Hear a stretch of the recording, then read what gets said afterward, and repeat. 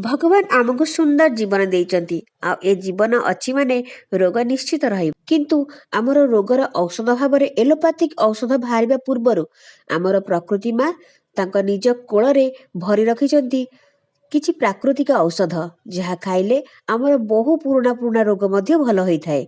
सेथि मध्यरु लवंग होछि अन्यतम। लवंग एहाकु इंग्राजी रे क्लोव कहती आ हिंदी रे लंग कहती। यह आम किचेन रे प्राय अवेलेबल थाए। जदि भी किचेन रे अवेलेबल न थाए ताले पाख ग्रोसरी शॉप रे अति सहजरे मिल जाइथाए आ लवंग तेल मध्य पाख मेडिसिन शॉप रे मध्य मिल जाइथाए। आजर एई भिडियो रे आमे जानिबा आमर केउ केउ रोग भल हबारे लवंग आमको सहाय्य करथाए। अनुरोध रहिला आपण एई भिडियो को शेष पर्यंत देखिबे। जदि आपनको भल लागिबो लाइक करिवे, शेयर करिवे, चैनल जदि नुआ अछंती सब्सक्राइब करिया को जमारे भूलिबेनी आ पाखरे थिया बेल आइकन को प्रेस कर देबे। मोर आगु को आसुथिबा नुआ नुआ भिडियो रो नोटिफिकेशन आपण सर्वप्रथम पाई परिबे। चलंतु स्टार्ट करिबा। नमस्कार, जय जगन्नाथ। मु दीपाली आपण मानकु स्वागत करूची मोर ए भिडियो को।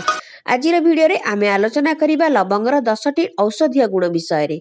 लवंग रे भरी रहिची iron, protein, phosphorus, sodium, calcium, potassium, carbohydrate, hydrochloric acid भरपूर मात्रा रे रहिची।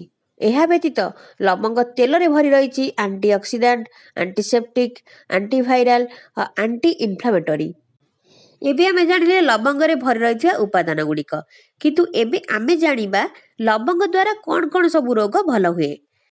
1 नंबर पॉइंट, जदि आपणकर पेट संबंधी कौनसी प्रॉब्लम रहउची जेमति कि गैस, बदहजमी, पेट दरज ए सब प्रॉब्लम को सॉल्व करिथाए लवंग।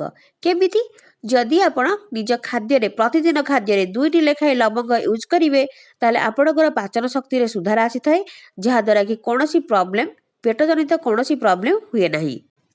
जदि आपण मानकर आंठू गंठी दरज होउची, मांसपेशी फुला रहुची किंबा गंठी व्यथा मते दूर दरज रहुची ताहेले आमे एई लवंग तेल को टिके नड़ा तेल सहित मिसई की सेई जगह रे भलो भाबरे मालिश करिबा, जहा द्वारा कि सेथरु हमकु उपशम मिल परिबो।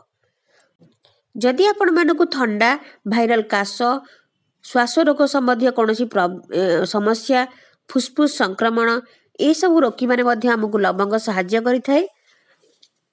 श्वास प्रणाली को सुस्थ रखिया पाई प्रतिदिन आमे 2 रु 3टी लवंग को सखाळु चोबेई खाइबा उचित, जहा द्वारा कि हमर ए श्वास संबंधी कौनसी प्रॉब्लम हेबो नाही।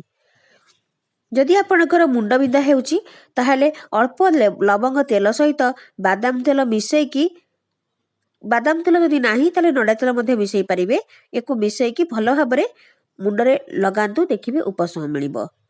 जदि आपणकर दांत पोक खाई की बिंधुची ताहाले लवंग तेल मध्ये जोडा कि मार्केट रे मिलुची ताकु मध्ये 2 रु 3 ड्रॉप गोटे तुळा सहाय्य रे सेही दांत मूल रे मारिले हमकु उपशम मिलिबो। जदि आपणकर व्रण, मुहरे कला दाग एमती किछि समस्या रहिची ताहाले लवंग तेल सहित टिके नड़िया तेल मिसई की भलो भाबरे मुहरे मालिश करंतु बा मुहरे लगांतु, देखिबे किछि दिन परे आपणकर जो कला दाग अछि ताहा मध्ये दूर होई जिवो आ आपणकर त्वचा क्लियर होई जिवो। महिला मानकर जो प्रेग्नेंसी समय अनेक थर बांती होइताए, बांती न होई कि बांती देखै थाए, तो ए सब प्रॉब्लम रे लवंग केमती सहाय्य करे। लवंग तेल को टिके रुमाल रे पकेई की ताको सुंघिबे, जहा द्वारा कि आपणकर बांती बंद होई जिवो। जदि आपणकर पाटिरु दुर्गंध हेउची ताहाले आपण लवंग को चोबेई खांतु, देखिबे आपणकर पाटिरु जो दुर्गंध हेउची ताहा मध्ये दूर होई जिवो। आपण कदी ज्वर भल हेउ नाही ताहाले ए लवंग को 2 रु 3टी तुलसी पत्र आ 2टा लवंग को आपण हाफ कप पानी रे भल भाबरे फुटै देबे। ता सहित गोटे चम्मच महू मिसई की ताकु पी देबे, देखिबे आपणकर ज्वर मध्ये भल होई जिवो। जदि आपणकर बेकर दरज रहुची 2टी लवंग को छेची की सोरिष तेल रे फुटैबे आ ताकु मालिश करिवे सेई बेकरे, सेथिरु आपणको खूब शीघ्र उपशम मिल जिवो। जदि आपणकर ଚର୍ମରେ କୌଣସି ଘା ଅଛି ମାନେ କ୍ଷତ ଅଛି କିମ୍ବା ପୁରୁଣା ଘା ଅଛି ଶୁଖୁ ନାହିଁ ତାହେଲେ ଆପଣ 2ଟି ଲବଙ୍ଗ ସହିତ ହଳଦୀକୁ ଭଲ ଭାବରେ ବାଟିଦେବେ ଗୋଟେ ଲେପ ପ୍ରସ୍ତୁତ କରିବେ ସେଇ ଲେପକୁ ସେଇ କ୍ଷତ ଜାଗାରେ ହଉ କି ଘା ଜାଗାରେ ହଉ ଆପଣ ମାରିଦେବେ ଦେଖିବେ ଆପଣଙ୍କୁ ଖୁବ୍ ଶୀଘ୍ର ଏଇଟା ଘାଟା ଭଲ ହେଇଯିବ କିମ୍ବା କ୍ଷତଟା ଭଲ ହେଇଯିବ। ଲବଙ୍ଗ ହେଉଛି ଗୋଟେ ଉତ୍ତପ୍ତ ଜିନିଷ ଯାହାକି ଅତ୍ୟଧିକ ସେବନ କରିବା ଦ୍ୱାରା ଆମ ଶରୀର ପାଇଁ ହାନିକାରକ ହୋଇଥାଏ। ସେଥିପାଇଁ ଦିନକୁ 2ଟା ଲବଙ୍ଗ ହିଁ ଆମେ ସେବନ କରିବା ଉଚିତ।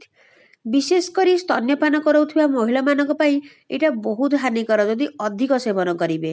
ତେଣୁ ଯଦି ଆପଣ ଚାହିଁବେ ସକାଳ ଚାରେ 2ଟା ଲବଙ୍ଗକୁ ଆପଣ ଛେଚିକି ଚାହାରେ ମଧ୍ୟ ଆପଣ ପକେଇକି ତାକୁ ଫୁଟେଇକି ଚା ମଧ୍ୟ ପିଇପାରିବେ ଯେଉଁଟାକି ଆମ ଶରୀର ପାଇଁ ବହୁତ ଉପଯୋଗୀ।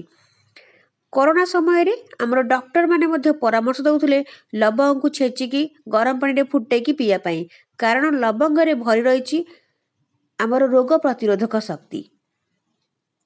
ତ ଆପଣମାନଙ୍କୁ ମୋର এই ଭିଡ଼ିଓଟି କେମିତି ଲାଗିଲା ମୋତେ ନିଶ୍ଚିତ ଭାବରେ କମେଣ୍ଟରେ ଲେଖିକି ଜଣାଇବେ। ଯଦି ଭଲ ଲାଗିଲା ଲାଇକ୍ କରିବେ ସେୟାର କରିବେ ଆଉ ଯଦି ଆପଣ ମୋ ଚ୍ୟାନେଲରେ ନୂଆ ଅଛନ୍ତି ତ ସବସ୍କ୍ରାଇବ୍ କରିବାକୁ ଜମାରୁ ଭୁଲନ୍ତୁ ନାହିଁ। ମୁଁ ପୁଣି ଆସିବି ଆଉ ଗୋଟେ ନୂଆ ଭିଡ଼ିଓ ନେଇ।